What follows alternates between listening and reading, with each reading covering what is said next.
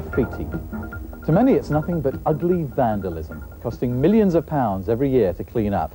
But to others, it's art, an attempt to brighten up the places that they live in. In this Newsround Extra, we'll be exploring all sides of the problem. And this piece of graffiti explains the arguments quite well. On the one side, a policeman arresting a graffiti artist for breaking the law. The graffiti turtle is arguing that he and others should be allowed to paint on walls. He says, we have a story to tell.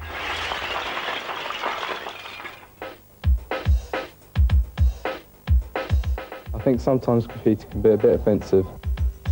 I don't really like graffiti because it tends to be tasteless slogans. I like the effect of the spray paint. I think graffiti is a good thing and there should be special places for it. People have always scrawled on walls, but recently they've tried something a little more spectacular.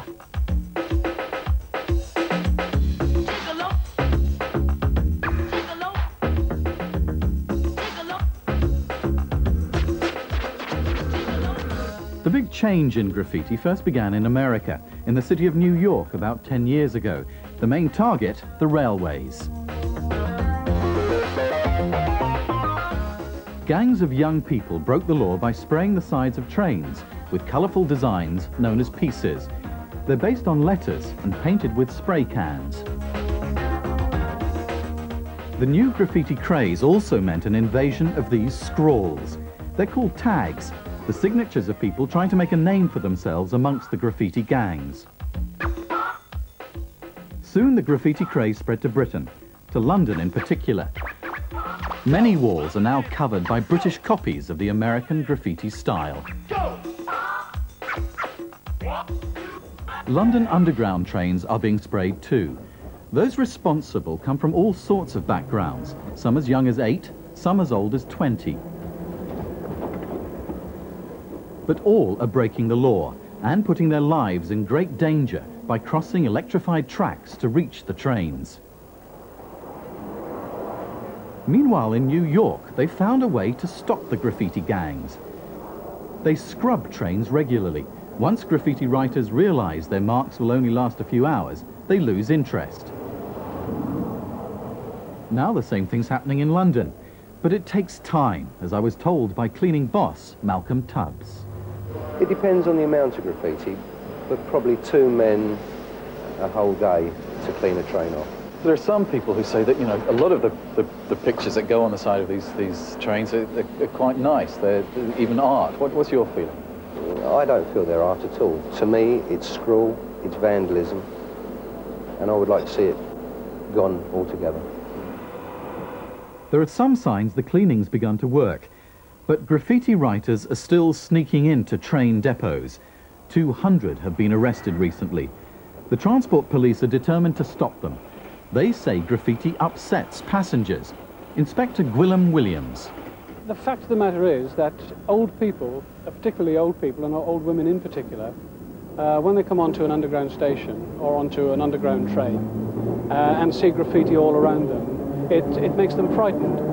They feel insecure. So we have to do something about it. How dangerous is it? It's extremely dangerous. These lads go into depots very often at night when there's no lighting, particularly this time of year when sleepers are slippery. They could easily fall and electrocute themselves against the electric rails. They could be knocked down even by trains that are moving about in the depots. It is extremely dangerous. This is a memorial to one graffiti writer who was killed. 5 have died in recent months. But should graffiti be completely stamped out? Or is there another answer? Here in Exeter, a graffiti gang are trying to paint without breaking the law or risking their lives.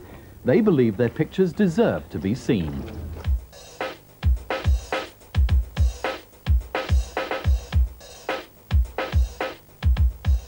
Last year, the gang members were arrested for graffiti spraying. They were fined and sentenced to 100 hours community service.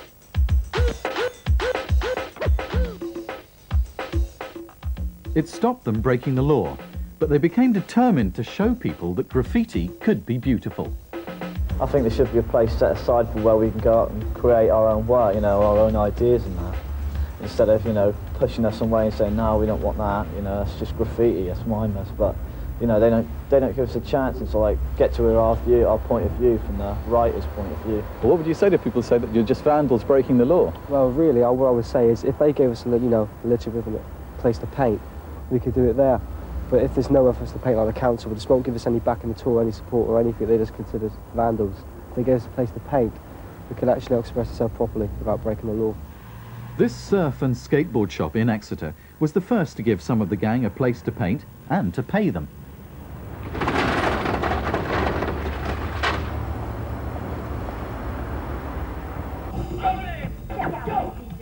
The shop's owner, Philip Hope, says he's very pleased with the result. I'd seen graffiti around town, and I thought it could be good for business to have it on my shutters. It certainly attracted quite a few people down. Here's artist Mark Alford's message to graffiti haters. Really, those people don't really get to see this sort of work. If they was to see this work, like a lot of people now in Exeter have seen this work, they would view it as art, because when they hear the word graffiti, it's thinking of a tag, or which word tag is a scrawl on the wall, it's just a signature, or it may be obscenities. This is real graffiti. Now an exhibition's being planned, with money from the Devon Prince's Trust, headed by Alistair Ravel. He doesn't think all graffiti is vandalism. Well, it would be vandalism, obviously, if it was illegal, but by allowing them to do it legally, I don't think it can be called vandalism anymore. So what are you hoping to achieve by doing this? Hopefully they'll be able to establish their art form as a valid piece of art. Other places have also begun to open their eyes to new ways of dealing with graffiti writers. In Southampton, the council allowed aerosol artists to paint the walls of a car park.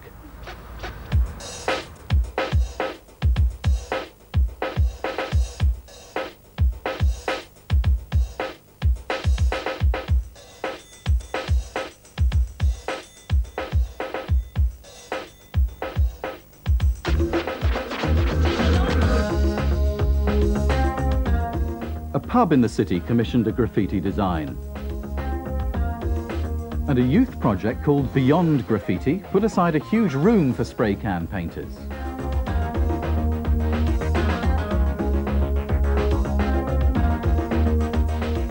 About 100 young people have painted here in the last 2 years. There's evidence the project has prevented people breaking the law.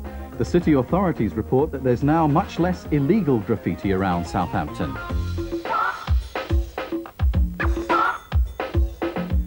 Artists are free to paint whatever they like. When they finish, they take a photograph of their work. Then the wall's given to another painter. Like, it's a club where we go, where we can do it when we want, and it's not censored, so you can do what you want. If you want to do a piece, you just come in here and ask them, and they say, yeah, sure, you can do a piece. Like legal pieces, a lot of people want them. Like the council have actually sponsored Beyond Graffiti, and some of it is really good stuff, you know.